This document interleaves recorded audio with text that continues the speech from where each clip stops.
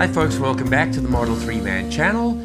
And 2 days ago, when I got into my Tesla, I had lost everything. I'd almost lost the ability to drive the car. Had to do a hard reboot for that. Lost every one of my settings and personalizations. I lost full self-driving, autopilot. I lost my logins. It was like I was getting into a brand new car and it didn't even know me.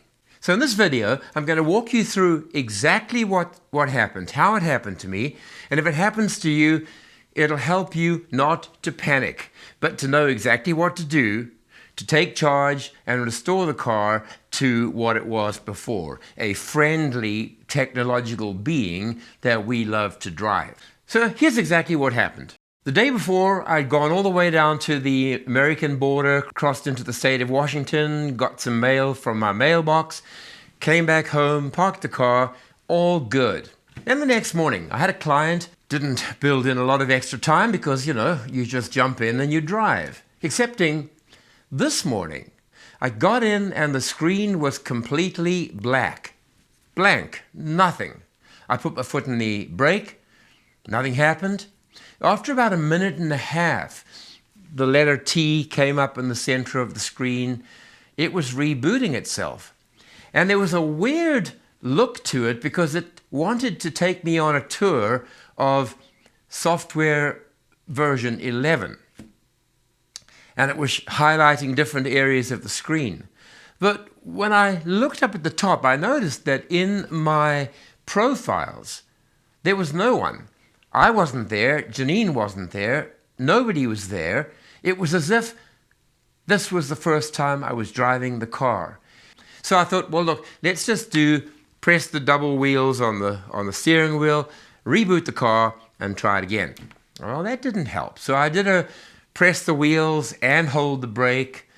That didn't make a difference. And I went into the software and I told it to power off, power back on again.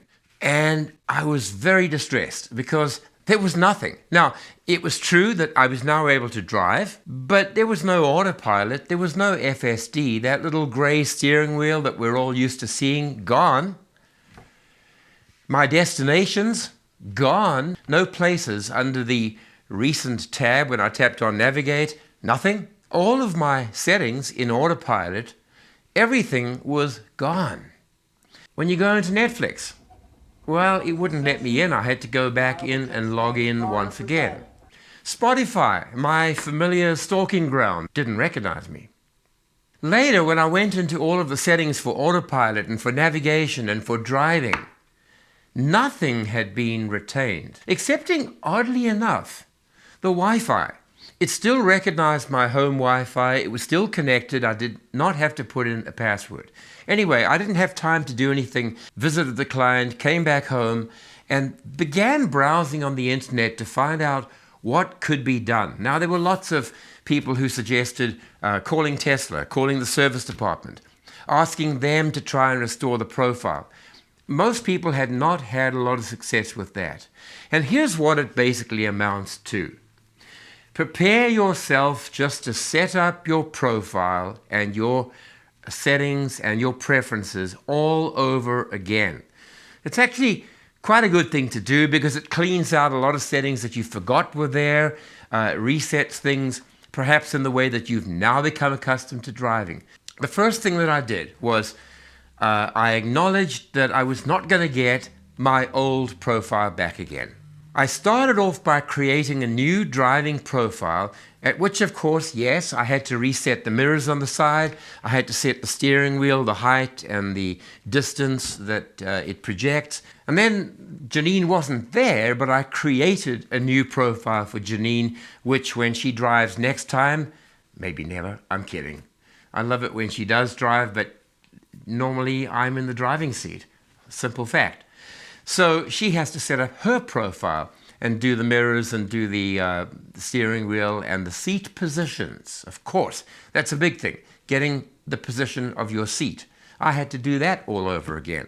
Once I'd set up the driver profile, I like my entertainment as much as the next person, so I went in and I logged into Netflix. I logged back into Spotify. Good, because it brought back all the familiar channels I'd been watching, playlists that I had, movies that I'd watched. But of course, the important part is all of the settings relating to driving, to navigation, autopilot, full self-driving. And I had to go in there one by one, check each setting, turn things on again that were turned off by default, save them to my profile, and eventually I got the car back to where it had been before. In the process of doing that, I did change one or two settings because over the months I've developed a slightly different driving style, so I made some things more aggressive, others less aggressive, but ultimately the car was restored. And of course, once I turned back on the autopilot, I had to agree to the terms and conditions that I gave approval to every one of the little boxes that came up asking me to agree to, share data with Tesla, all of these things. It was a good exercise because it reminded me again of all of the settings that affect how my car behaves. Oh, by the way, important thing. Once I began setting it up, I noticed that there was a new update. Let me just check what that was quickly here. Jump into Tesla. It was, there we go, 2022.44.30, and it went up from .5 to .10.